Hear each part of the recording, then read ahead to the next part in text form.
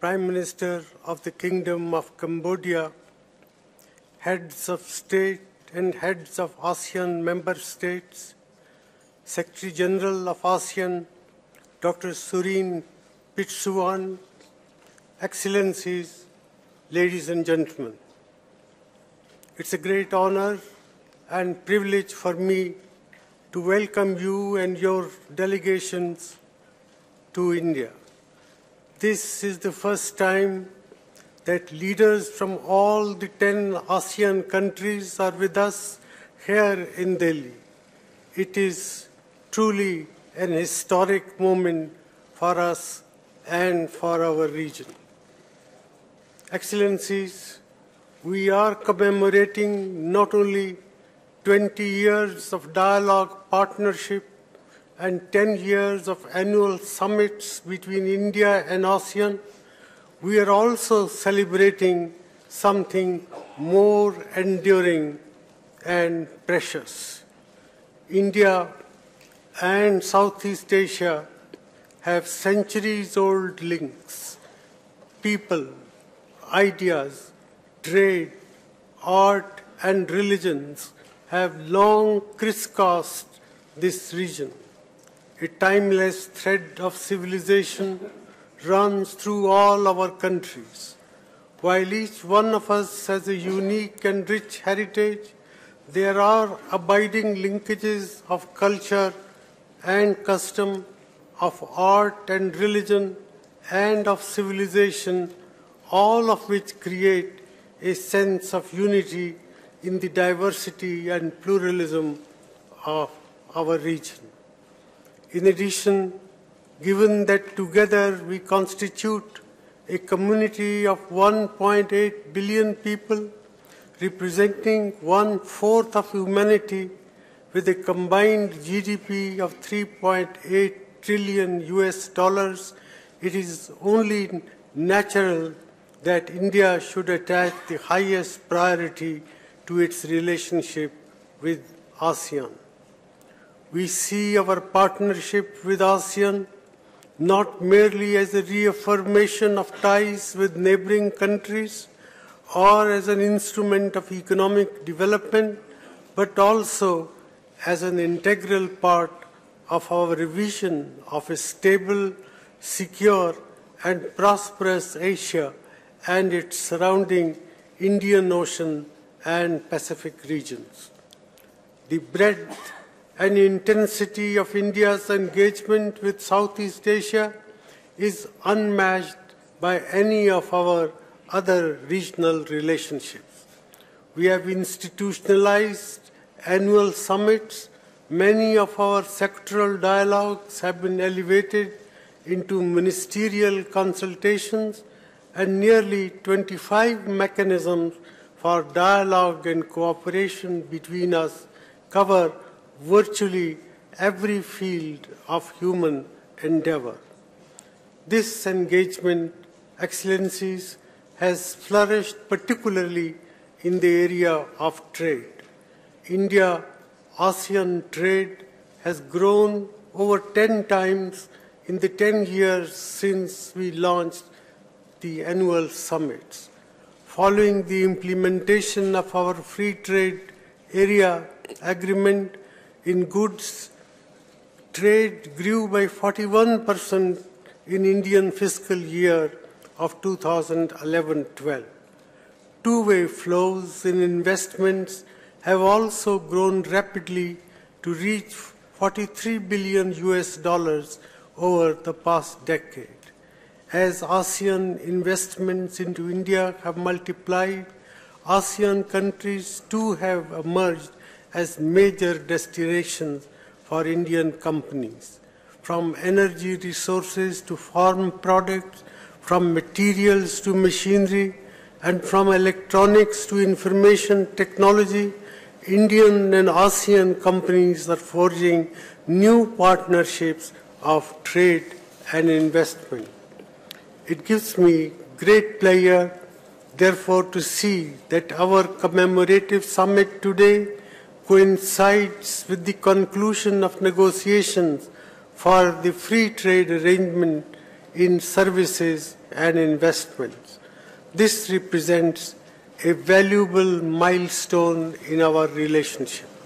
I am confident it will boost our economic ties in much the same ways the FTA in goods has done. Excellencies, the India-ASEAN engagement began with a strong economic emphasis, but it has also become increasingly strategic in its content. Our political dialogue has grown. Our consultations in regional forums have intensified. Our defense and counter-terrorism cooperation have expanded. Naturally, this partnership is important because our histories are intertwined. Equally, I feel our future is interlinked, and a stable, secure, and prosperous Indo-Pacific region is crucial for our own progress and prosperity. There is, therefore, mutual benefit in these aspects of our engagement. The path to regional peace and stability is greater coordination, cooperation, and integration among our economies. ASEAN has shown the way for the entire region, building a regional mechanism of cooperation and consensus that has become a great force for peace and prosperity. It has also emerged as the principal architect and driver of economic and security structures and institutions that are emerging in this region. ASEAN's centrality and leadership are essential elements for the success of these forums, and India fully supports ASEAN as the linchpin of these efforts. We also support the objective of an ASEAN community by 2015 and will continue to be an active participant in the initiative for ASEAN integration and the ASEAN Master Plan on Connectivities. Excellencies, insofar as the broad lines of cooperation in coming years are concerned, I feel we should intensify our political and security consultations, including in regional forums such as the East Asia Summit, the ASEAN Regional Forum, and the ASEAN Defense Ministers Meeting Plus. We should work together more purposefully for the evolution of an open, balanced, inclusive, and transparent regional architecture. The growing role and responsibilities of ASEAN and India in global affairs also call for increased consultation on a broader range of international development. As maritime nations, India and ASEAN nations should intensify their engagement for maritime security and safety, for freedom of navigation, and for peaceful settlement of maritime disputes in accordance with international law.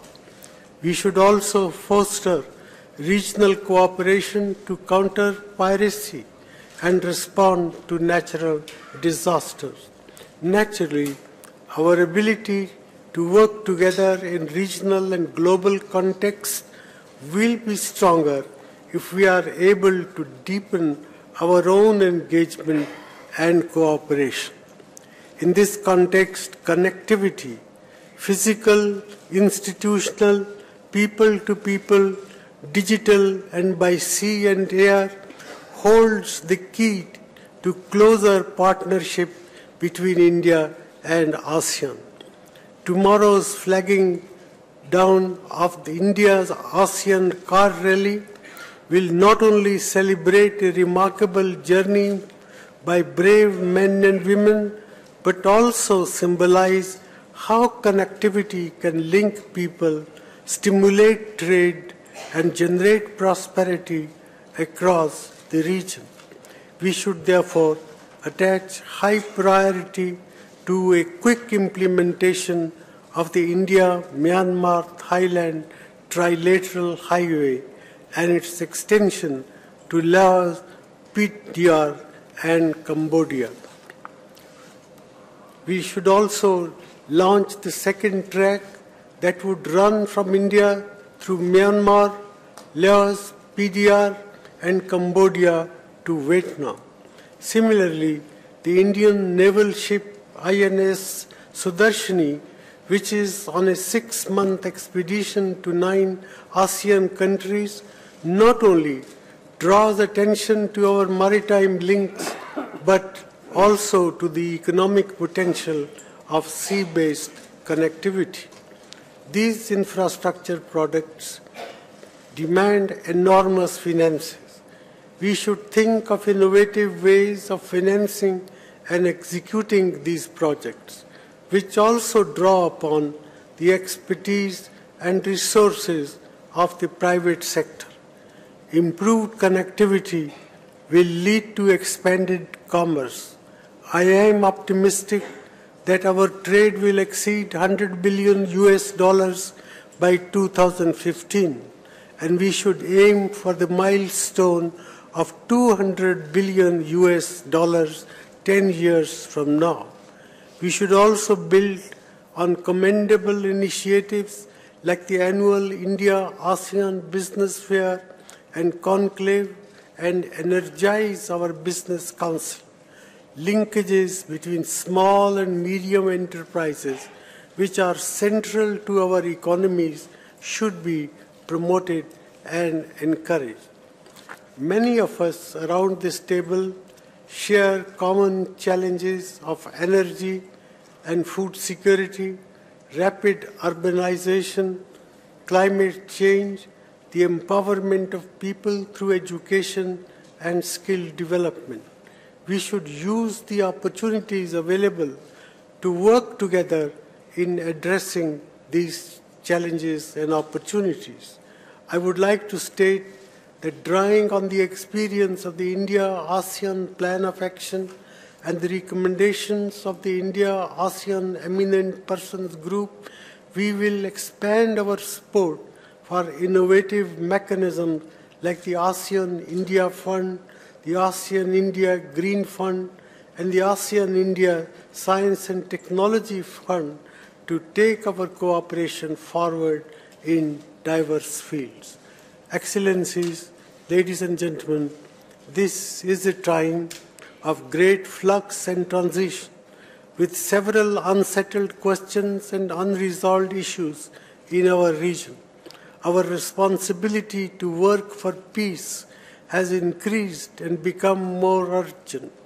Our shared values, convergent worldviews, and similarities in approaches to the region should help us make the India-ASEAN relationship more comprehensive and elevate it to a strategic partnership for the next decade and beyond. With these words, I once again wish to thank each one of you, Your Majesty and Excellencies, for joining me here in New Delhi. Your participation has already made this summit memorable. I very much look forward to hearing your valuable views on the future of our relationship. I would now like to invite my co-chair, His Excellency Prime Minister Hun Sen of Cambodia, to make his remarks regarding the ASEAN-India Partnership.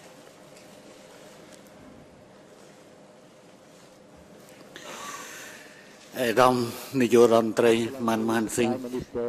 Manmohan Singh, Your Majesty the Sultan, esteemed ASEAN leaders, Excellencies, Madam, ladies and gentlemen. First of all, on behalf of ASEAN Chair and the co-chair of this summit, I would like to thank His Excellencies Dr. Manmohan Singh, Prime Ministers of the Republic of India, for the warm hospitalities extends to me and the Cambodian delegation, as well as all ASEAN leaders and their delegations, and the excellent arrangement for this commemorative summit to mark the 20th anniversaries of ASEAN-India relations. ASEAN-India relation has been well progressed in all areas, which include political, security, economic, and social cultural issues.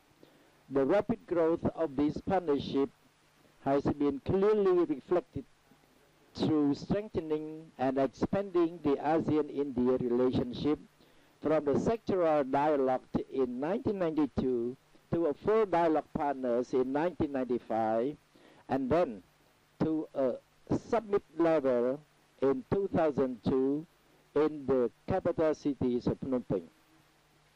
In this regard, Cambodia has very honored and proud to successfully host and chair the ASEAN-India Summit once again last month in Phnom Penh. Taking these opportunities as the chair of ASEAN, I would like to thank the Republic of India for all promises during the ASEAN-India Summit last month, especially the commitments to continue supporting the process of building ASEAN communities, implementing the Phnom Penh agendas, the initiative for ASEAN integration work plan 2, as they are critical for narrowing the development gap and realizing the ASEAN communities by 2015 as planned. This commemorative summit today is held in the context of evolving ASEAN century, in which ASEAN economies has led growth, while the global economies is still facing severe crisis. India is one of the key players in this emerging process in Asia. In this regard, we would like to particularly welcome the India's economic liberalization reform undertaken under the leadership of His Excellency Dr. Manmohan Singh. We expect that this reform will create more opportunities for the exchange of trade and investment between ASEAN and India. While ASEAN is in amidst of the ongoing efforts to build ASEAN communities by 2015, we attach greater importance to a closer cooperation between ASEAN and India in all areas of mutual interest, especially in addressing various challenges in order to elevate our partnership to a higher level. In this regard, Cambodia welcomes the vision statement of the ASEAN-India Commemorative Summit, which will incorporate many practical measures recommended by the ASEAN-India Eminent Persons Group, with the objectives to further deepen ASEAN-India relations and elevate to a strategic level. Despite we have so far made tremendous progress, I believe that ASEAN and India need to further exert efforts to effectively implement the plan of action to implement the ASEAN-India Partnership for Peace, Progress, and Shared Prosperities for 2010 and 2015. I'm of the view that the enhanced cooperation between ASEAN and India is very crucial to reap all opportunities for ASEAN-India trade to achieve $100 billion in 2015. In this period, I welcome the successful conclusion of the ASEAN-India Trade in Services and Investment Agreement. At the same time, I welcome the success of the second ASEAN-India Business Fair and support the establishment of ASEAN-India centers in India in order to comprehensively promote trade, investment, tourism, and cultural exchange. Moreover, we should vigorously promote private sector's engagement, especially the role of SMEs and public-private partnership in this development process. Connectivity is truly imperative for deepening regional integration and increasing trade and investment activities between ASEAN and India. Cambodia thanks and appreciates India's commitment to support Master Plan on ASEAN Connectivities and ASEAN ICT Master Plan 2015. I would like to encourage a regular consultation between ASEAN Connectivities Coordinating Committees and the Interministerial Group on ASEAN-India Connectivities in order to coordinate and oversee all cooperation activities related to connectivities within ASEAN and between ASEAN and India.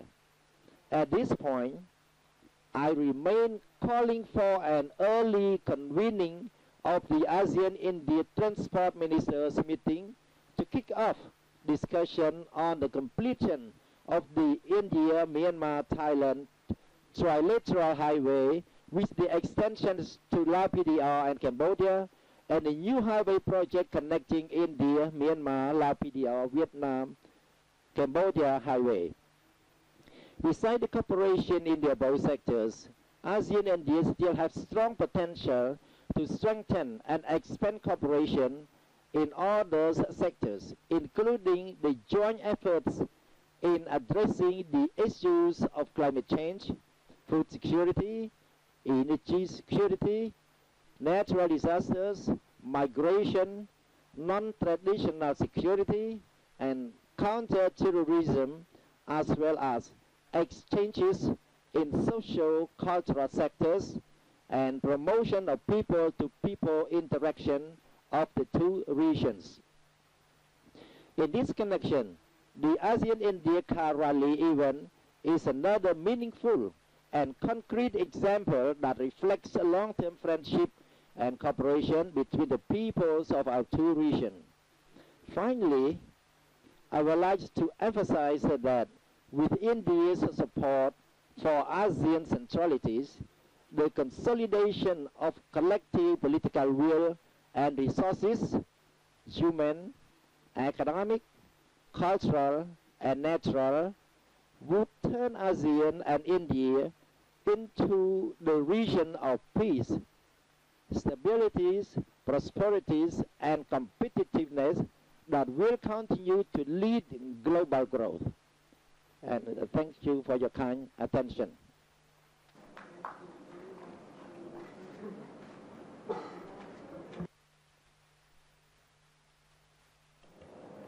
I now invite His Majesty Haji Hasnal Bolkiah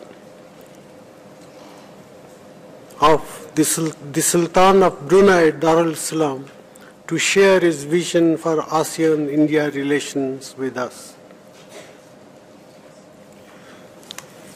Thank you, Prime Minister Singh.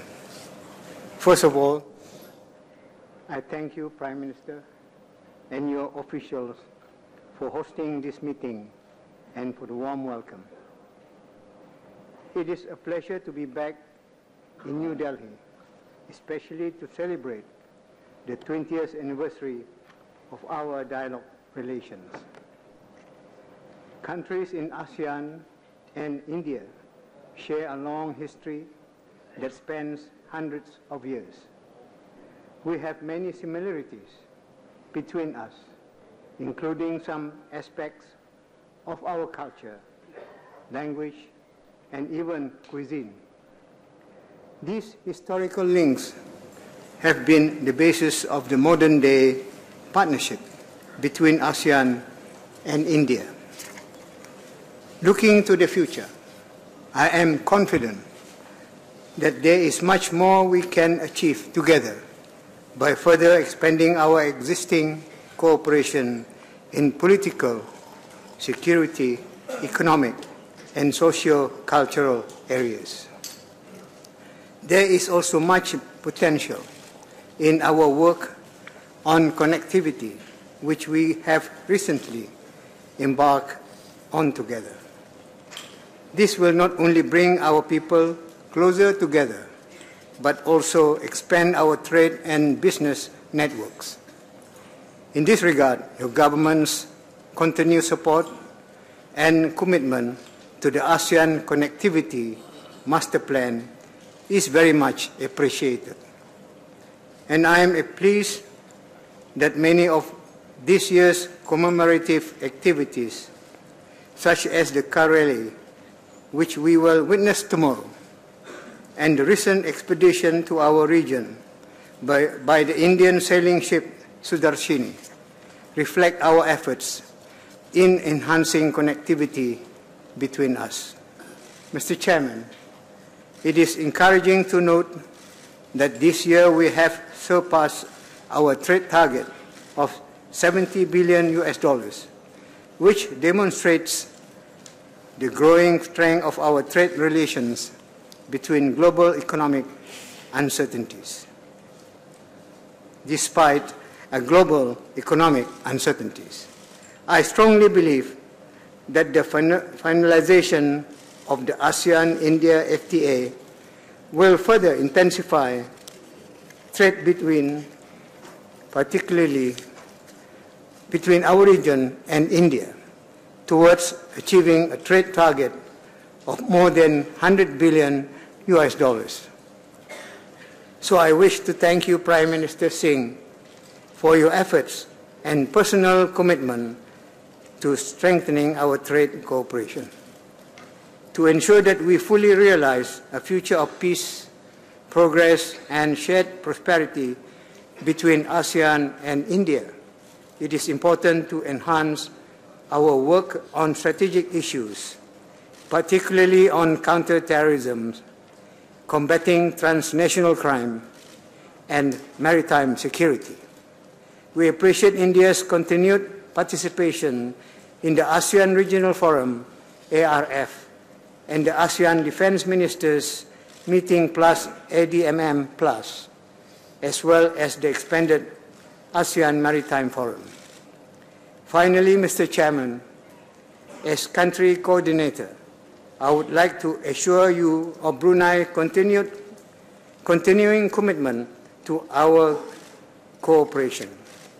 With the support of my ASEAN colleagues here, I am confident that we can build upon the progress we have already achieved and ensure that this partnership brings benefit to all our people. Thank you. Thank you very much, Your Majesty. May I now invite the President of the Republic of Indonesia, His Excellency Dr. Susilo Bambang Yudhoyono, to address this gathering. Thank you, Mr. Chairman. Bismillahirrahmanirrahim. Your Excellency, Prime Minister Manmohan Singh, Your Majesty and Excellencies, Heads of State and Heads of Government of ASEAN, I join my ASEAN colleagues in expressing our appreciation to the government and people of India for your gracious hospitality and for hosting this ASEAN-India Commemorative Summit. I welcome the celebrations of the 20th anniversary of ASEAN-India dialogue relations through a number of people-centered activities. These include the ASEAN-India car rally, the expeditions of the Indian naval ship INS Sudarshini, and various seminars and business meetings, both in ASEAN countries and in India. I also commend the works of the ASEAN-India Eminent Persons Group. Its final report and recommendations submitted during this commemorative summit will provide our cooperation with a roadmap for greater ASEAN-India relations and cooperations. Your Majesty and Excellencies, as I underscored during our recent summit in Phnom Penh, ASEAN-India Partnership has been robust and mutually beneficial. It has provided us with many opportunities for deeper cooperation. Nevertheless, I believe that we have yet to tap the full potential of our partnership.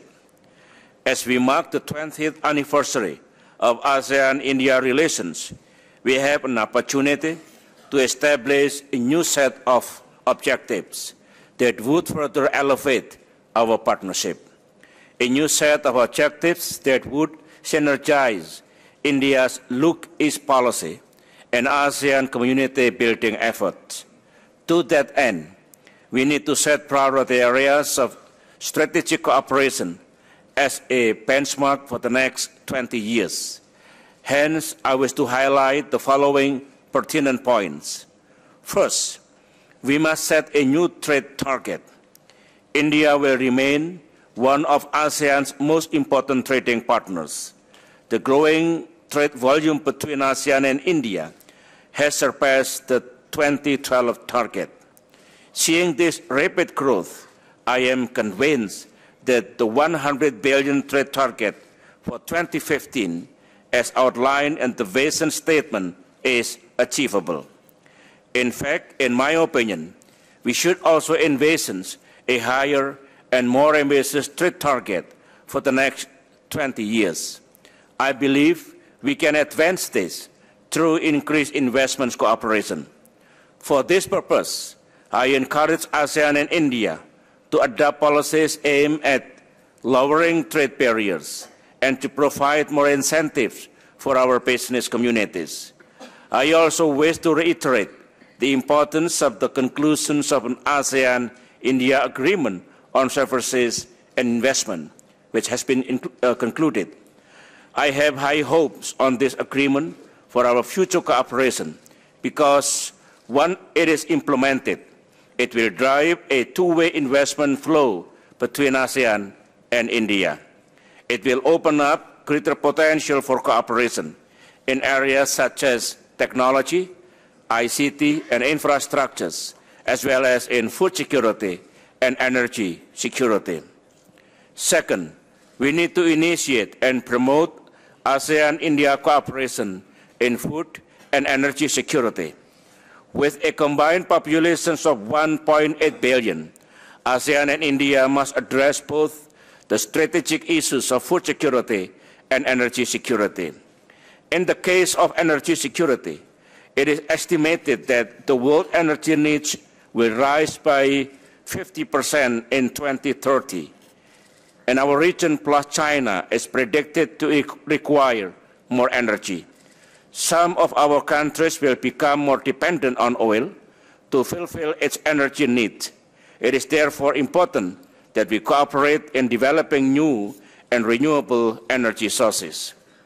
Whereas in the case of food security, as our population is predicted by the population divisions of UNDSA to reach approximately 2 billion in 2025, we will face a pressing challenge of providing them with sufficient supply of food.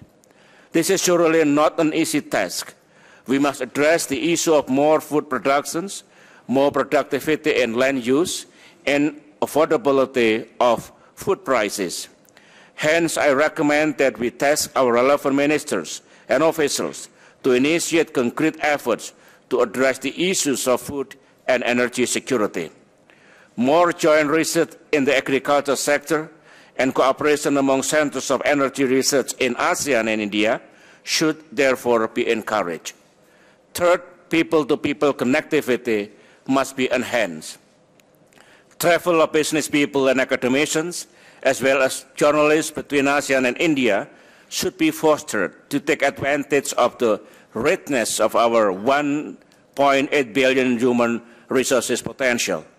The number of direct flights from India to ASEAN countries and the other way around should be increased. We should also encourage more ASEAN students to study in India. In the case of Indonesia, this is even more relevant as our histories have shown that as early as the 7th century, some kingdoms in Sumatra, Indonesia, sent their youngsters to study in India. To further encourage people-to-people connectivity, we should explore more areas of cooperation in digital connectivity in line with the ASEAN ICT Master Plan of 2015.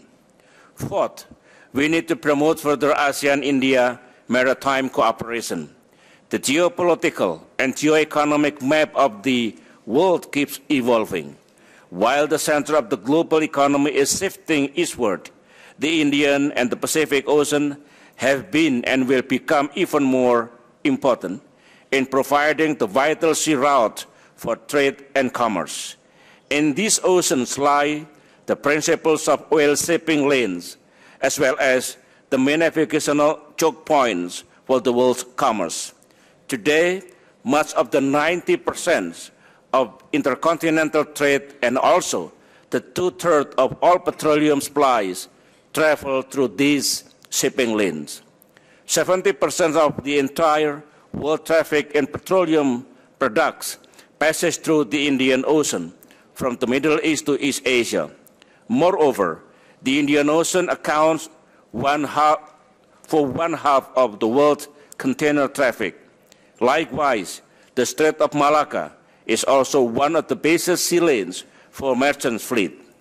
Hence, the effort to maintain and promote maritime cooperation in the region in all its aspects must become one of our priorities. We need to develop closer cooperation to ensure maritime security and to effectively address all the challenges at sea. Prime Minister Manmohan Singh, Your Majesty and Excellencies, this is indeed the right time for us to elevate ASEAN-India dialogue relations to a strategic level of partnership, a partnership that is mutually beneficial and would contribute positively to global peace, justice, and prosperity. I have every confidence that through such a partnership, we can achieve greater prosperity for our region and at the same time contribute to global prosperity. Such a partnership is also consistent with India's participation in the wider regional architecture, not least in the East Asia Summit. Our closer cooperation within the regional architecture will increase our resilience to mitigate present and future challenges, those that may jeopardize our progress and achievement. In this regard, I welcome the ASEAN-India Vision Statement, which reflects our shared vision of an Asia that is peaceful and prosperous, an Asia where its people can deepen their bonds, building on their millennia of interaction. As a final note, Indonesia is fully committed and ready to build a stronger relation between ASEAN and India for the decades to come. I thank you. Thank you very much, Mr. President, for those very wise remarks. I would now like to invite His Excellency Prime Minister Thongsin Thamawong of the Laos People's Democratic Republic to make his remarks.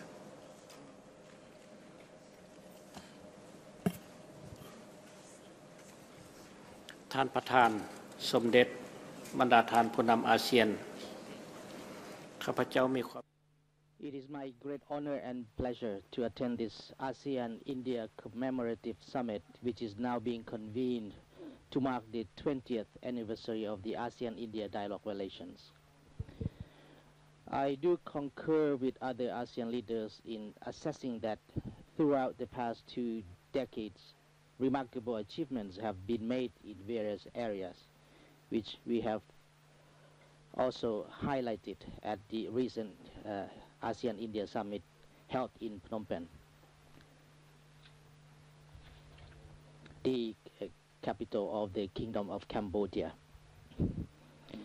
The activities which have been jointly organized by ASEAN and India during the past years have made significant contribution to the ASEAN community building process, which is scheduled to commence on the December 21st, 2015. I also appreciate India for its support extended to ASEAN during the past years, particularly in the area of human resource development, as well as the establishment of Entrepreneurs Development Center and English training centers for the new ASEAN member countries.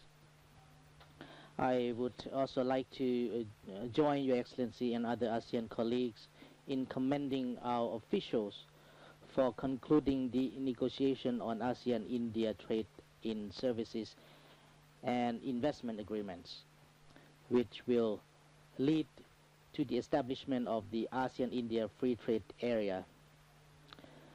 In addition, this will promote and further enhance trade and investment relations between ASEAN and India. At the same time, I am also of the view that there remain untapped potentials ASEAN and India should continue to explore. In this connection, taking into account the above-mentioned achievements, combined with the untapped potentials and recommendations made by the ASEAN-India Eminent Persons Group, in view of further enhancing our relations, I would like to propose the following points.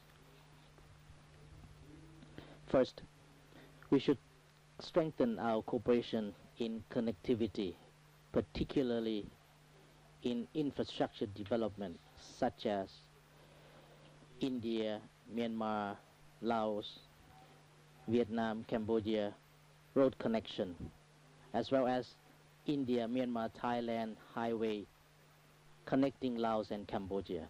Secondly, enhance cooperation in human resource development through increasing scholarships for ASEAN countries, particularly to the new ASEAN members.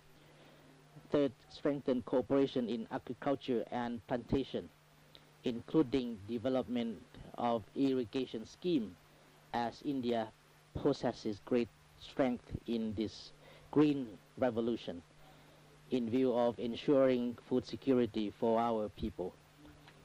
Fourth, strengthen cooperation in energy, particularly bioenergy and renewable energy. On this occasion of ASEAN-India Commemorative Summit, I would like to congratulate the concerned sectors in organizing various joint activities by ASEAN and India, including the ASEAN-India Car Rally, an initiative proposed by the Lao PDR at the 8th ASEAN-India Summit held in Hanoi in 2010. And I'm pleased to attend the flagging down ceremony of the ASEAN-India Car Rally, which is scheduled to be held tomorrow. In addition, I'm pleased to adopt the ASEAN-India Vision Statement, which forms a basis for charting out ASEAN and relations in the near future. Thank you very much. Thank you very much, Mr. Prime Minister, for those very constructive thoughts. I now invite the Prime Minister of Malaysia, His Excellency Datuk Seri Najib Tun Razak, to present his views. Your Excellency Prime Minister Dr. Manmohan Singh, Your Majesty, distinguished ASEAN colleagues, it gives me great pleasure to be here in New Delhi to be part of this commemorative summit to mark the 20th anniversary of ASEAN-India dialogue relations. I wish to join my ASEAN colleagues in extending my sincere appreciation to you, Prime Minister Manmohan Singh, for the wonderful arrangement in hosting this summit and the generous hospitality extended to me, my wife, and my delegation. Excellencies, it has now been 2 decades of very productive relations between ASEAN and India.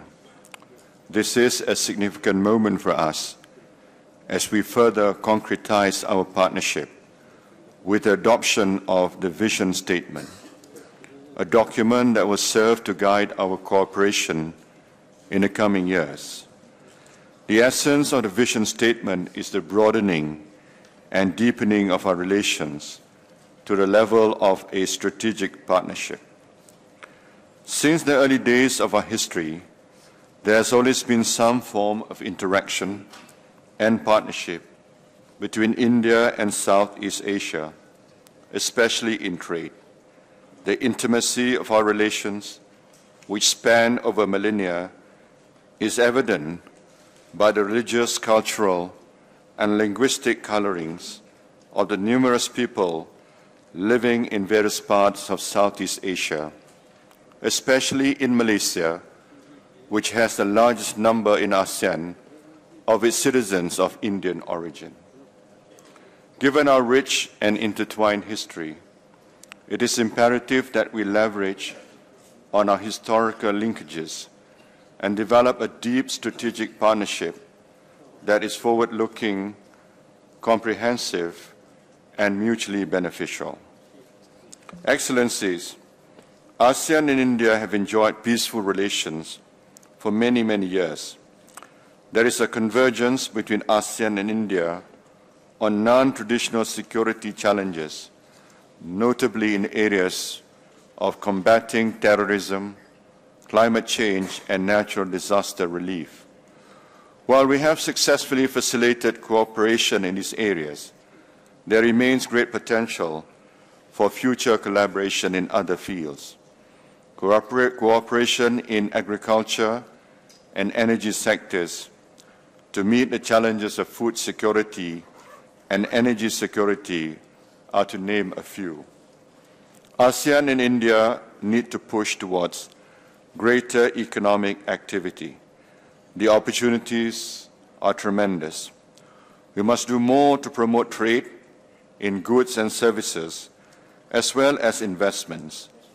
There is simply no better example of expressing confidence in another country than by making major investments in that particular nation. In this connection, I welcome the successful completion of negotiations for the services and investment agreements, which are important components of the ASEAN-India Comprehensive Economic Cooperation Agreement yesterday. I would like to thank you, Prime Minister, and commend your leadership role in the successful conclusion of the agreement. I was told that all parties exercised great goodwill and maximum flexibility to finalize the agreement, and I wish to congratulate our economic ministers for bringing to completion the negotiations for these agreements. Given that these 2 agreements will enable our private sector to further enhance linkages in promoting trade in services and expanding cross-border investments, I would like to suggest that they be signed soonest. Their implementation could commence by no later than the end of 2013. I hope that the implementation of these agreements will double or even triple our investment targets in the shortest time possible. ASEAN and India could also deepen consultations on issues pertaining to global economy and finance. In the integrated world we live in, every hiccup in the international economy is felt by all. We should continually remind ourselves of the lessons in international greed and exploitation which undermine markets, destabilize global economies, and affected financial markets and national development. Since the 1997 Asian financial crisis, Malaysia has consistently and unfailingly called for reform in the world's financial system. ASEAN looks forward to working with India in transmitting this message in international forums, including the G20 summit. Mr. Chairman, I also believe we could do more to promote people-to-people exchanges between ASEAN and India. I firmly believe that understanding each other better would create productive and lasting friendship. In this regard, both sides should intensify people-to-people programs and activities, and early establishment of cultural centers in respective countries, such as an ASEAN Center in New Delhi, would contribute towards greater people-centered activities, especially amongst the younger generation. Youth interactions can also be stepped up through sporting events and student exchange programs. Malaysia would like to welcome English teachers from India as another way to widen our collaboration, particularly in the field of human capital development and people-to-people context. The second ASEAN-India car rally, which passed through 8 of the 10 ASEAN member states en route to India, completed its 26-day expedition today, and I very much look forward to the flag down ceremony. The rally is a good example of enhancing people-to-people connectivity, besides its original objective of improving road transport connectivity. I believe it is just a matter of time that such events become no longer a novel, but a commonplace happening between peoples of ASEAN and India. In conclusion, let me say that although there are significant opportunities for expansion in ASEAN-India relations, we cannot and must not take this relationship for granted. We must be proud of our successful partnership, and I am confident that we will create more successes in the years to come. India is not only a great nation, but a great civilization as well. There is much ASEAN can benefit from this relationship, and India from it too. I truly believe in a future of ASEAN-India. Thank you. I thank you, Prime Minister, for your very thoughtful suggestions. I now invite His Excellency President Thein Sein of the Republic of the Union of Myanmar to make his remarks. Your Majesty, Your Excellency, I would like to join my colleagues to express our sincere appreciation to Prime Minister Dr. Manmohan Singh and the Government of India for hosting the 20th ASEAN-India Commemorative Summit and extending warm hospitality to us.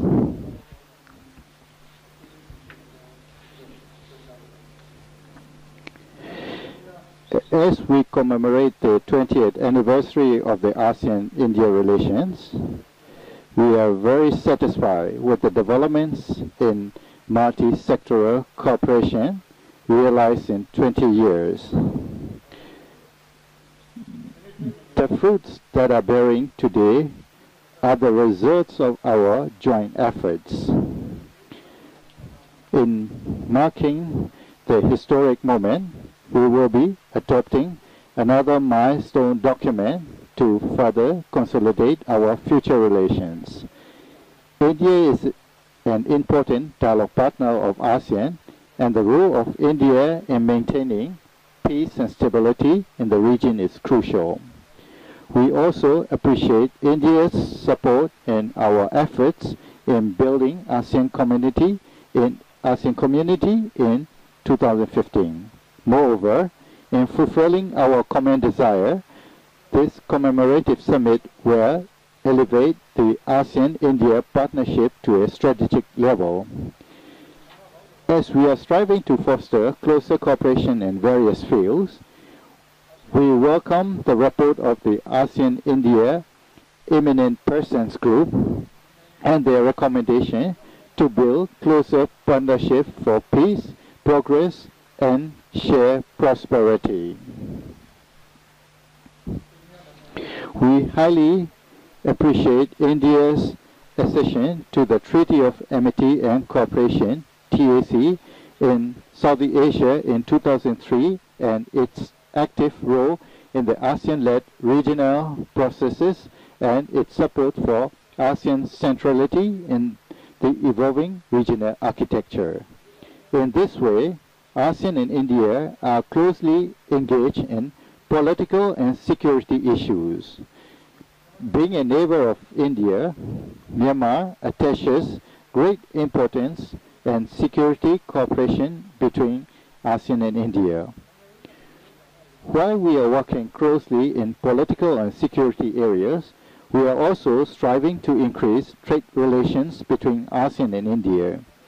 In this respect, we commit ourselves to achieve the trade volume to US $100 billion for ASEAN-India trade by the year 2015.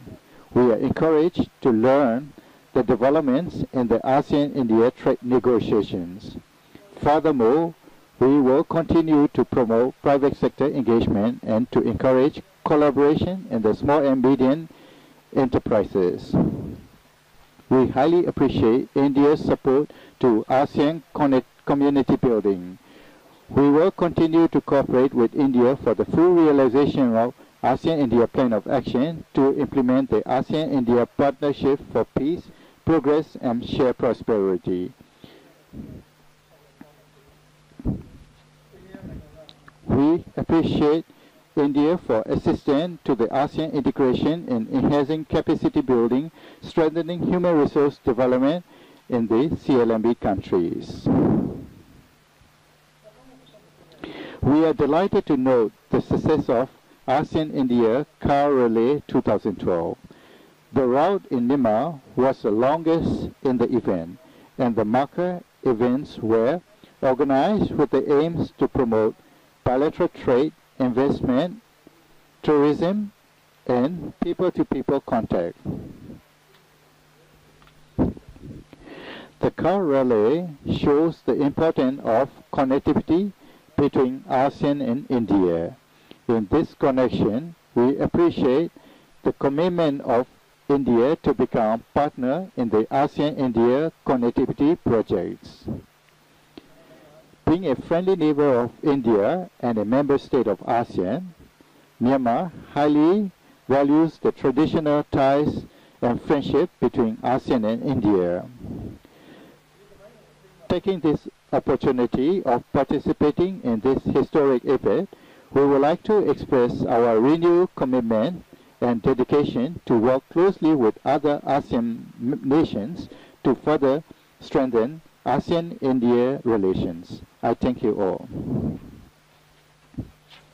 Thank you very much, Mr. President, for your very constructive remarks. I now invite the Vice President of the Republic of the Philippines, His Excellency, Mr. Jojo C. Bene, to speak. His Excellency Prime Minister Manmohan Singh, Excellencies, ladies and gentlemen. On behalf of President Benigno Aquino III, I am honored to express my most sincere thanks and appreciation to the government and people of the Republic of India for generously hosting this commemorative summit, which marks 20 years of dynamic and friendly relations between India and ASEAN. May I assure Your Excellencies that President Aquino's most profound regret in not being able to grace this historic meeting is equaled only by my profound pleasure in being able to represent him in this summit. I congratulate the organizers of and all the participants in the ASEAN-India Car Rally, that epic 8,000-kilometer ride from Yogyakarta to New Delhi, and the maritime expedition of INS Sudarshini across the Indian Ocean and waters of ASEAN with Manila and Cebu as ports of call. These two events have renewed the strong bonds between our peoples and have proven yet once more that distance can never separate close friends. It is most gratifying to come to India on this historic occasion when ASEAN and India are commemorating their 20th year of solid partnership. Personally, it is a moving experience for me knowing that India is one of the cradles of human civilization, whose arts, philosophies, beliefs, and influence have shaped the course of many civilizations, and now a great powerhouse whose recent economic achievements have contributed significantly to the shift of wealth and power from the West to the East. The Philippines, like the rest of ASEAN, has ancient links with India, and those links are not only geographic and physical, but above all cultural, moral, and spiritual.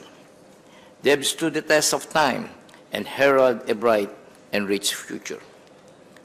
No Filipino who has learned to read has not heard of Mahatma Gandhi and the heroes of India's struggle for independence. Nor have our scholars and men and women of letters and culture not been enriched by the wealth of Indian art, music, philosophy, and literature. India's contribution to peace as a primary universal value is also highly appreciated among our people. From the very beginning, India has been ASEAN's strong strategic partner. India's support for ASEAN's vision as a regional community is eloquently expressed by its contribution to the plan of action that implements the ASEAN-India Partnership for Peace, Progress, and Shared Prosperity. One measure of the positive relations between India and ASEAN is the increasing volume of our two-way trade. Its economic benefits to the peoples of India and ASEAN will further multiply when the ASEAN-India Free Trade Area becomes fully operational. India's contributions to ASEAN connectivity projects are helping to construct the physical infrastructure that will enhance the flow of goods and tourism, which can only further impact the level of total development in the region. It is to our great mutual advantage that many of India's and ASEAN's interests are linked in strategic convergence. India's Look East policy resonates with ASEAN's political architecture and its strong desire to maintain the strongest possible partnerships for peace and stability in the region. As India and ASEAN share many strengths, they also share many vulnerabilities in common. We therefore stand to benefit in equal measure from closer collaboration in addressing certain well-known problems such as terrorism, human trafficking, illegal drugs, and other transnational crimes. At this time of rising concerns about maritime issues, the need to maintain a high level of maritime security and freedom of navigation offers us the reason and opportunity for enhanced cooperation given our contiguous waters. So interwoven indeed are the present and future of India and those of ASEAN, that in the great shift of wealth and power from west to east, I cannot imagine the one region rising without the other. And it's therefore incumbent upon us to give the very best of our efforts to set our relations and our agreed course on the highest possible plane. Thank you very much. Thank you very much, Mr. Vice President. I would now like to invite His Excellency Prime Minister Lee Hsien Loong of Singapore to share his vision for ASEAN-India relations. Thank you, Mr. Chairman. First, Mr. Chairman, may I thank you and your government for hosting this commemorative summit and for the excellent hospitality which you have afforded me and my delegation. 3 months ago, the Indian Navy ship INS Sudarshini left Kochi for Southeast Asia. She will visit 9 ASEAN countries over 6 months and retrace the shipping links between India and Southeast Asia that our forefathers established centuries ago. Through these links, Indians traded with Southeast Asia and introduced cultures, religions, and new ideas of governance. And this led to the establishment of Hindu and Buddhist kingdoms like Funan, Chenla, and Champa in Indochina, like Srivijaya in Sumatra, and Majapahit in Java. Indeed, Singapore, then known as Temasek, was a tributary state of Majapahit and our present name, Singapura, has Sanskrit roots. The INS Sudarshini's journey reminds us of our rich, long-standing and historical friendship. In modern times, since India became ASEAN's sectoral dialogue partner in 1992, ASEAN-India relations have flourished. India has participated actively in the regional architecture, in the ASEAN Regional Forum, in the East Asia Summit, and most recently, the ASEAN Defence Ministers Meeting Plus. Our economic relations have blossomed. Over 25 years, ASEAN-India total trade has risen more than 25 times.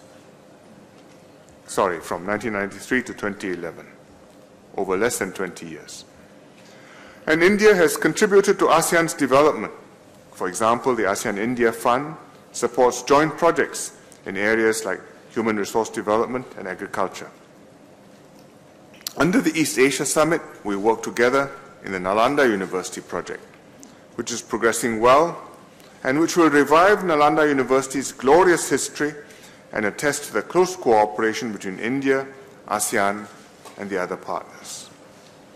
Prime Minister Singh has been instrumental in strengthening India-ASEAN relations. As Finance Minister in 1991, Prime Minister Singh's economic reforms opened India to the region and catalyzed our economic cooperation. And these closer economic links paved the way for cooperation in political, security, and social areas. As Prime Minister Singh has continued to support India's engagement of ASEAN. For example, he has reaffirmed India's partnership with ASEAN as a foundation of India's Look East policy and proposed an arc of advantage and prosperity to strengthen cooperation between India and ASEAN. And we'd like to thank the Prime Minister for his leadership. Singapore has long supported India's strategic engagement of our region. We welcome India's Look East policy as a clear signal of India's desire to reconnect with Southeast Asia and East Asia. We facilitated India's efforts to engage ASEAN, first as sectoral dialogue partners in 1992, then as full dialogue partners and members of the ARF and the East Asia Summit. And we will continue to do our part to promote India-ASEAN ties. Closer India-ASEAN relations are more important today than ever, to both sides. For India, over the past 20 years, India's global weight has increased, as have its links with the world. India's prosperity has become much more closely tied to the fortunes of Asia and the world. And as an emerging power, India plays an important role in shaping a balanced regional order. From ASEAN's point of view, the relationship has become more important also because we need to strengthen ties with India's dramatic progress. Also, over the past 20 years, the regional architecture has evolved significantly. ASEAN is the logical fulcrum for powers to engage Southeast Asia and one another in the broader region. Strong ties between ASEAN and India will greatly help ASEAN continue to play this role. And therefore, ASEAN welcomes India's continued involvement and hopes to build on progress over the past 20 years. There's much more that we can do to strengthen our relationship. First, we should promote economic integration at all levels. Bilaterally, we should do that. For example, between Singapore and India, we have a comprehensive economic cooperation agreement, which was India's first comprehensive economic agreement with any country. And in fact, Singapore's first comprehensive bilateral economic agreement with a South Asian economy. And we are close to completing the second CICA review, which will expand our economic cooperation even more. We should cooperate regionally, for example, in the ASEAN-India FTA. I welcome the successful conclusion of the ASEAN-India FTA services and investment negotiations, and the ASEAN-India FTA is now a comprehensive agreement in line with the other ASEAN Plus One FTAs. And we look forward to the expeditious signing and implementation of the agreements. We should also cooperate in the broader region, for example, through the Regional Comprehensive Economic Partnership, or RCEP. RCEP is not just an FTA, but it is a strategic partnership between ASEAN and its key partners. And with the conclusion of the ASEAN-India FTA negotiations, we welcome India's full participation in RCEP negotiations. This will enable India to take its rightful place in the regional integration efforts. Secondly, we should work to strengthen cooperation in ASEAN connectivity projects. The ASEAN-India Car Rally symbolizes the importance of this connectivity, and we look forward to completing the road connectivity projects. For example, the ongoing India-Myanmar-Thailand trilateral highway and its extension to Laos and Cambodia. We should also start negotiations on an ASEAN-India air transport agreement to bring our businesses and tourists closer together, as our maritime links did centuries ago. This helps to fulfill ASEAN-India's MOU on strengthening tourism cooperation, which we signed in January. And so, I hope that both sides will give our negotiators full mandate to conclude a mutually beneficial agreement. Thirdly, we should expand into new areas of cooperation. The Eminent Persons Group has proposed many good ideas like skills development, vocational education, counter-terrorism, and we should pursue them vigorously. Finally, I'd like to add my endorsement to my colleagues' endorsement of the vision statement. It charts the future direction of ASEAN-India relations. It supports elevating ASEAN-India relations to a strategic partnership, and I look forward to cooperating with all parties to promote peace, prosperity, and security for our peoples. Thank you, Mr. Chairman. Thank you very much, Prime Minister, for those very wise remarks. I now invite Her Excellency Prime Minister Yingluck Shinawatra of the Kingdom of Thailand to make her remarks on our future partnership. Mr. Chairman, Your Majesty, Excellency, I would like to join other colleagues in thanking Prime Minister Manmohan Singh for the warm hospitality and excellent arrangement for this commemorative summit in the New Delhi. It is an honor to visit the city twice in 1 year, first during the Republic Day celebrations and now today. Before I came to New Delhi, I visited Bodh Gaya, the birthplace of Buddhism and important site for Buddhists worldwide. It is also an important symbol and reminder of the deep cultural links between India and cradle of civilization of Asia, of Southeast Asia, a place where diverse cultural heritage coexist in harmony. Today, we are celebrating 20th year of ASEAN-India relations and setting the direction for the future. As we move toward a new era of strategic partnership between ASEAN and India, enhancing connectivities between us will be key. Greater road, sea, and air links lead to more trade and investments, business partnership, and technical cooperations. These benefit both India and the ASEAN communities, including the Mekong regions. Indeed, India's comprehensive integrated master plan for the development of the Chennai, Bangalore regions and Maritime Agenda 2010 to 2020 complement the master plan on ASEAN connectivities. May take these opportunities to congratulate all parties for the success of ASEAN-India Car Rally.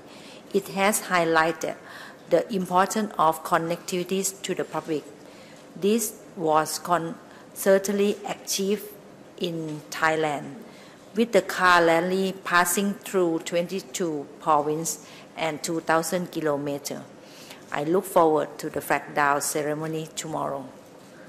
On land, we need to urgently complete the existing Thai-Myanmar-India trilateral highways and the extension of other countries.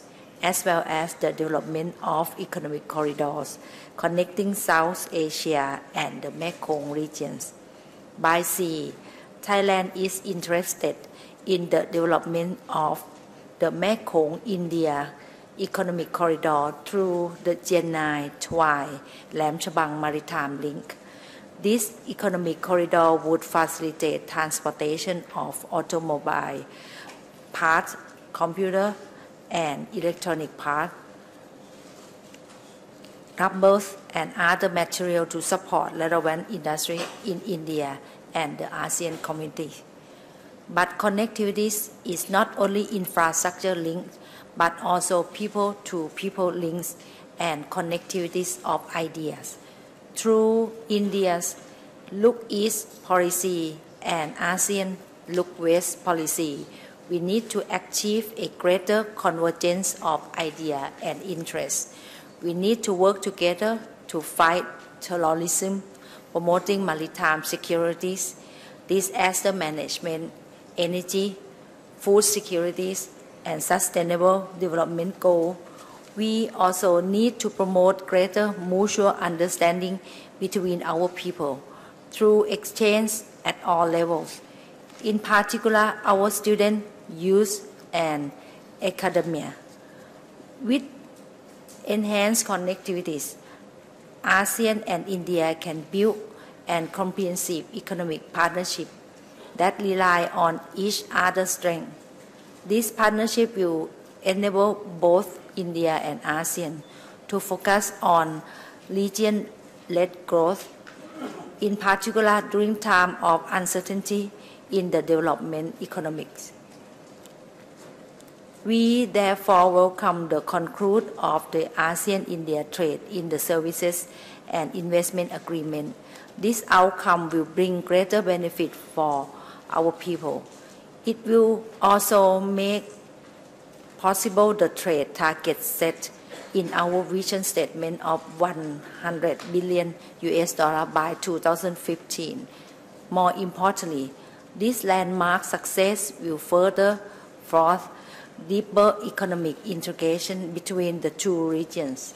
The ASEAN-India FTA will also be an important pillar for the regional comprehensive economic partnership ASEP. Thailand also looks forward to working with India not only within the context of ASEAN-India dialogue relations, but also through other beneficial sub-regional frameworks such as BIMSTEC and Mekong-Ganga cooperation. This interlinked frame of cooperation have built a strong foundation for ASEAN-India relations today and also made our regional cooperation more dynamic. I am confident that a strategic partner between ASEAN and India will be an important pillar to this rising Asia. And I hope that this network of cooperation would continue to contribute to Asia's peaceful rise that can serve as an engine of global growth and foster global stability and progress. Mr. Chairman, lastly, I wish to congratulate India for hosting the India-ASEAN Business Fair and for organizing cultural performance involving all 10 ASEAN member states. They reflect the important role of private sector and people-to-people ties in the India-ASEAN relationship. Both events also demonstrate India's sense of purpose and the determination to build further linkage with ASEAN. We welcome this as we seek to build together our strategic partnership based on connectivities, free trade, and mutual understanding. Thank you. Thank you very much, Madam Prime Minister, for your very thoughtful comments. I now invite the Prime Minister of the Socialist Republic of Vietnam, His Excellency Mr. Nguyen Thanh Dung, to share his perspective of the future ASEAN-India Partnership. Thưa Ngài Thủ tướng, Manmohan Singh, Your Majesty, ASEAN colleagues. Let me first express my sincere thanks to Prime Minister Manmohan Singh and the people of India for the warm reception and hospitality extended to us. I highly value the efforts made by the Indian government and Mr. Prime Minister personally in organizing with ASEAN this commemorative summit to observe the 20th anniversary of the ASEAN-India Dialogue Partnership. I strongly believe that this summit will be a hallmark in and create added impetus for the ASEAN-India Dialogue Partnership. Vietnam has high regards for India's important role in peace, stability, and development in the Asia-Pacific and in the world. We welcome and support India's Look-East policy, with ASEAN as a cornerstone for the expansion of cooperation and economic linkages with Asia-Pacific region for peace, stability, and prosperity. Your Majesty, Excellencies, heads of ASEAN countries, we are delighted at the positive developments and encouraging results achieved in the ASEAN-India Dialogue Partnership in the past 20 years. In various areas of politics, security, economic, trade, science, technology, tourism, and people-to-people exchanges. These achievements reflect the strong political will and enormous efforts of both sides, which provides the solid foundation for the dialogue partnership to take off in the time to come. I therefore endorse the summit's vision statement as well as the upgrading of ASEAN-India relations to strategic partnership. Looking forward to the future, ASEAN and India need to build on the achievements scored in the past 20 years and continue to strongly promote the ASEAN-India Dialogue Partnership and cooperation to be more meaningful and effective. Accordingly, we need to increase resources for the implementation of commitments, agreements, and cooperation programs, particularly the Plan of Action for 2010-2015, to implement the ASEAN-India Partnership for Peace, Progress, and Shared Prosperity.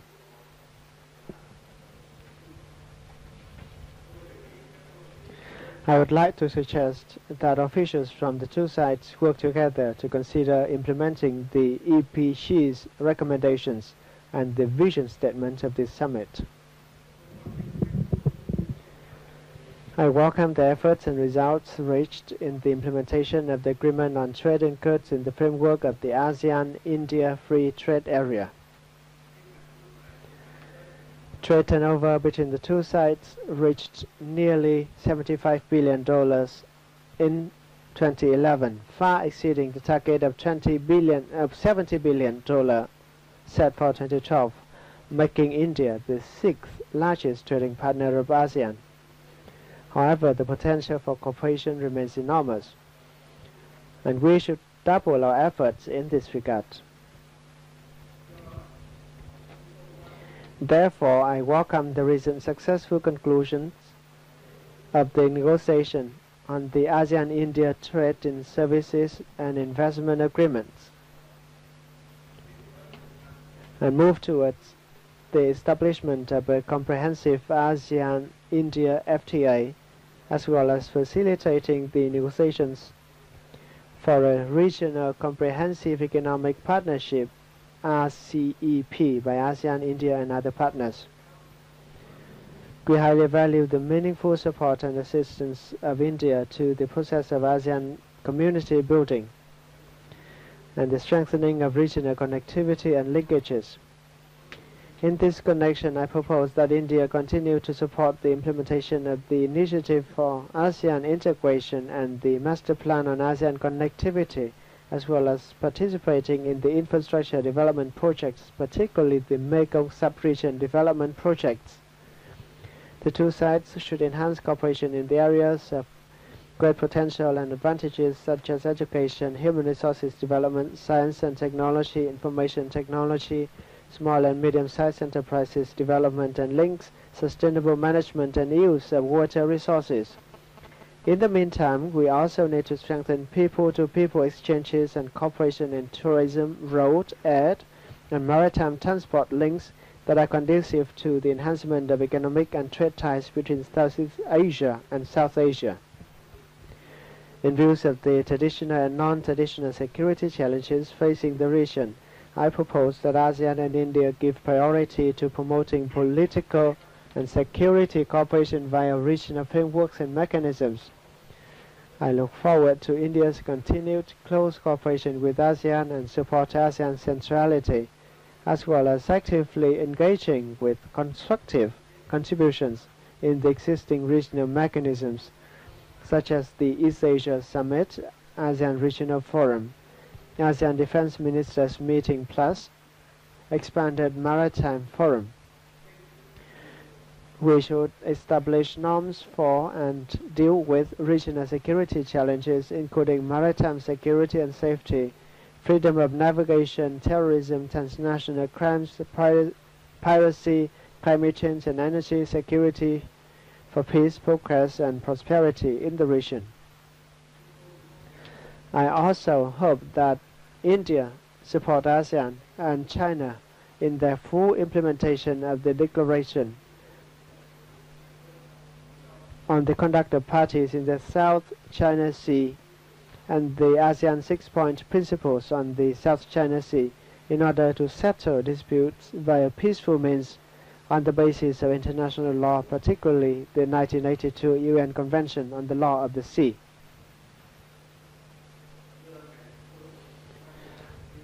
Your Excellency Prime Minister Mohan Singh, Your Majesty, Head of States and Government of ASEAN countries, ASEAN relations with India are of strategic significance to peace, stability, and development of the region.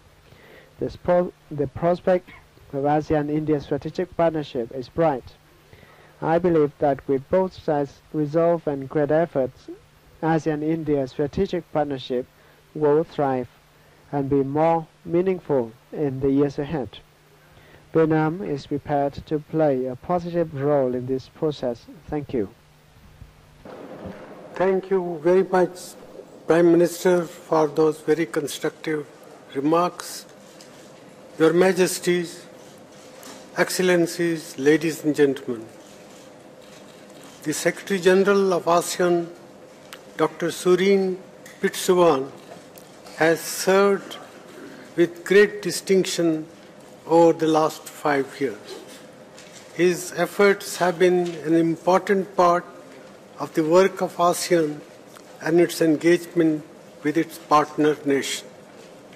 As he prepares to lay down office in the near future, I am sure that all of you will join me in recording our warmest appreciation for Dr. Pitsuwan's work of ASEAN and strengthening of ASEAN-India engagement. I now invite Dr. Pitsuwan to make his remarks. Your Excellency, Prime Minister Manmohan Singh, co-chair of this commemorative summit, Your Excellency Hun Sen, Prime Minister of the Kingdom of Cambodia, co-chair of this commemorative summit, ASEAN heads, Your Majesty, ASEAN's head of government and heads of state. This is a very, very emotional moment for me indeed, to be given this opportunity to express my sincere appreciation for the distinct privilege that you have given me in the past 5 years, 1/4 of the length of time that we are celebrating today. The 20 years of formal relationship between India and ASEAN. Myself and His Excellency Shri Salman Khurshid have been promoting this very, very special relationship since 1992 in our capacities as Deputy Foreign Ministers of the Kingdom of Thailand and of India. And we have seen the growth, phenomenal growth of cooperation and relations deepening and widening between India and ASEAN. Indeed, we have seen the trade figures growing phenomenally beyond the expectation of many observers. Last year alone, it grew 40+% over the previous year to 74.9 or 75 billion US dollars, surpassing our own target of 2012. Now you are setting the target of 100 billion US dollars for 2015, 200 billion US dollars for 2022, as you, Prime Minister Manmohan Singh, had just said in your opening statement. A lot of changes and uncertainties in East Asia, in the landscape of political landscape of East Asia. A lot of uncertainties, a lot of challenges. Therefore, the strength of our cooperation and our relation will be tested. ASEAN and India will have to stand as a pillar of stability and security for the entire region.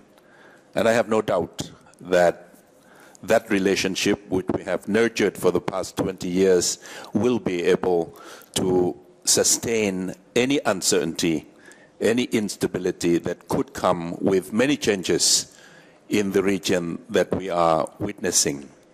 On my part, observing from the sideline, not as an uninterested observer, I will be ready, I will be willing to lend any support, to extend hands in order to promote further the cooperation and relations between India and ASEAN for the benefit of our people all in East Asia, and particularly the 11 countries that you mentioned that we are celebrating, 1.8 billion people here in India and Southeast Asia, ASEAN. Your Excellency, Your Majesty, thank you very, very much. Thank you very much, Mr. Secretary General. Excellencies, we now have before us the vision statement of this commemorative summit. This statement, which reflects our shared goals, provides us with a roadmap to reach for those goals in the next decade of ASEAN-India strategic partnership.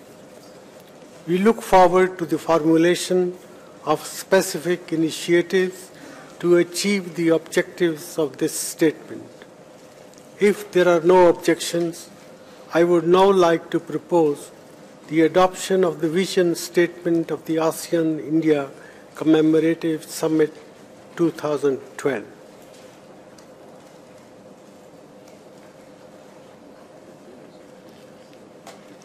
I see no objections. I declare the vision statement as adopted.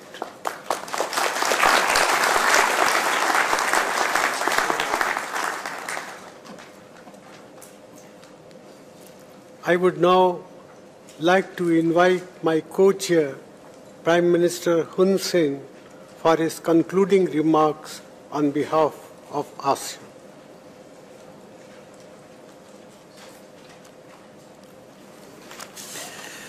Your Majesty,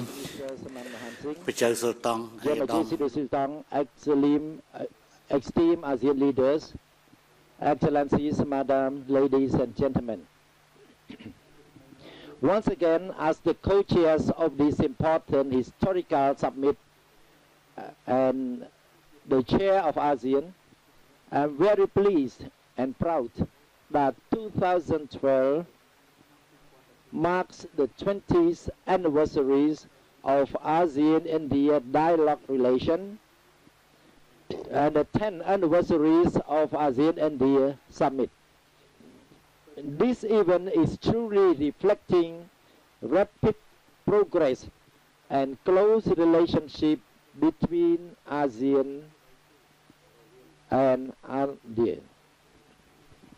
Moreover, on behalf of the ASEAN member states, I can say that we are strongly encouraged by the adoption of the vision statement of the ASEAN-India Commemorative Summit as the vital outcome of this summit. It includes practical measures aimed at further deepening the ASEAN-India cooperation in all sectors, including political and security, economic, social, cultural, and development, connectivities, and regional architectures, especially to elevate ASEAN-India relations to a strategic level. With this objective, we agree to promote a successful implementation of the plan of action to implement the ASEAN-India Partnership for Peace, Progress, and Shared Prosperities for 2010-2015. We welcome, in particular, the successful conclusion of the ASEAN-India Trade in Services and Investment Agreement. I would like to take these opportunities as a chairman of ASEAN, express my comment and thanks to the ASEAN ministers and ASEAN ministers who have concluded successfully this agreement. May the Majesty the Sultan, Excellency, ladies and gentlemen, in Phnom Penh, we all were concerned that then we were left only less than a month to start the negotiation. But with the encouragement and our determination, this negotiation take us less than a month. We can conclude it successfully. Therefore, we express our comments to our officers. The conclusion and the signing of these two agreements will facilitate further economic integration between ASEAN and India, and also contributes to the overall East Asian economic integration and to reap all opportunities of ASEAN-India trade to achieve target of $100 billion in 2015.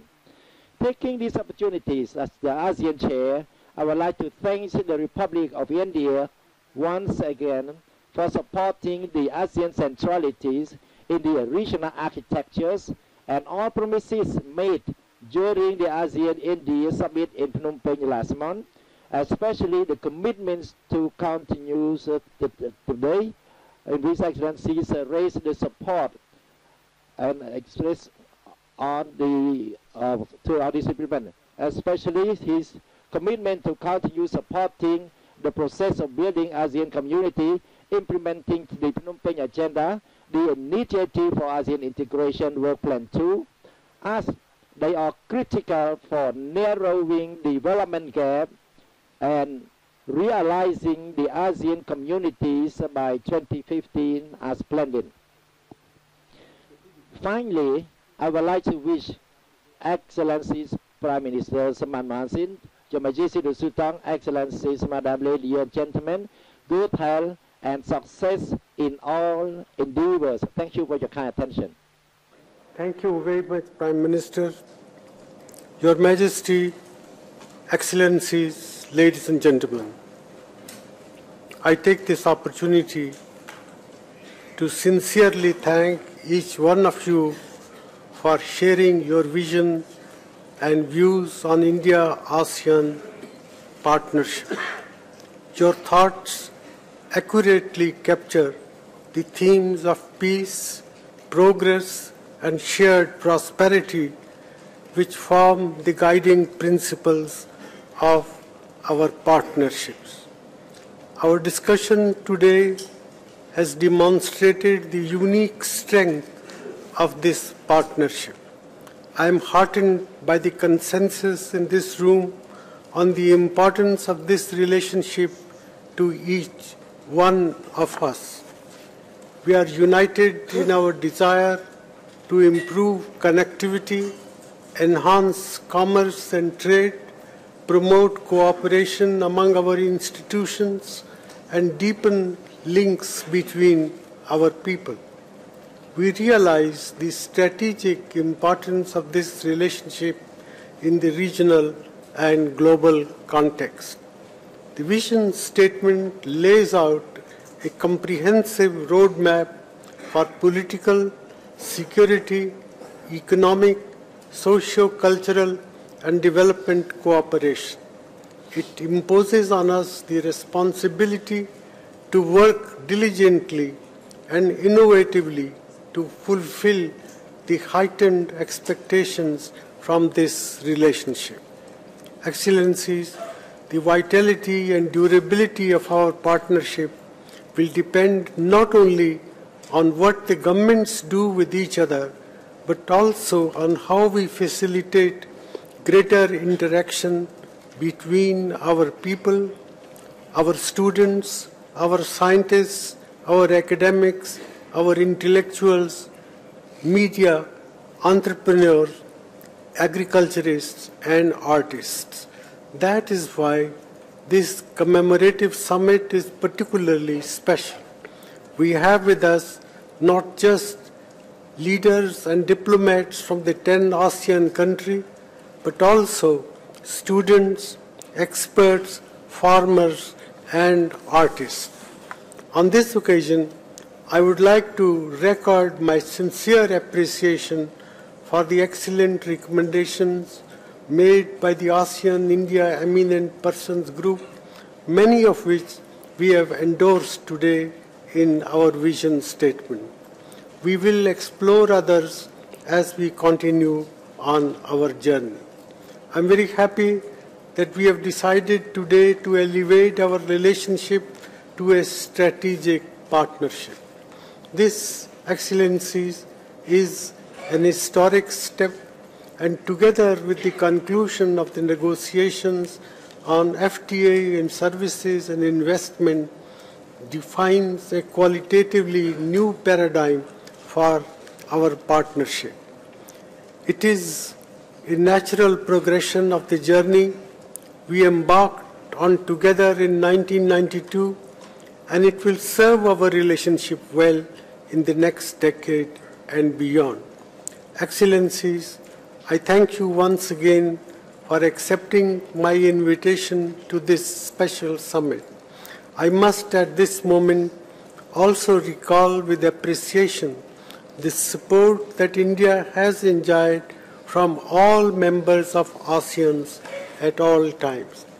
I thank Prime Minister Hun Sen for Cambodia's role as ASEAN chair in coordinating this summit. I would also like to assure His Majesty Haji Hassanal Bolkiah that India will work with all sincerity with Brunei, our ASEAN country coordinator for the next 3 years, to give shape to the vision endorsed by all of us today.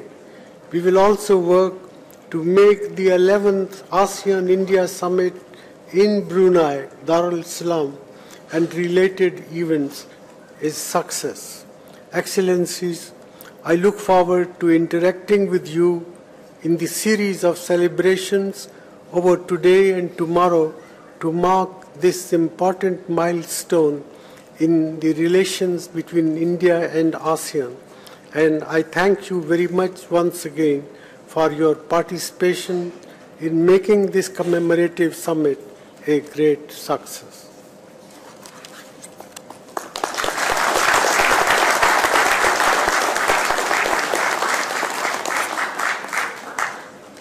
Thank you very much.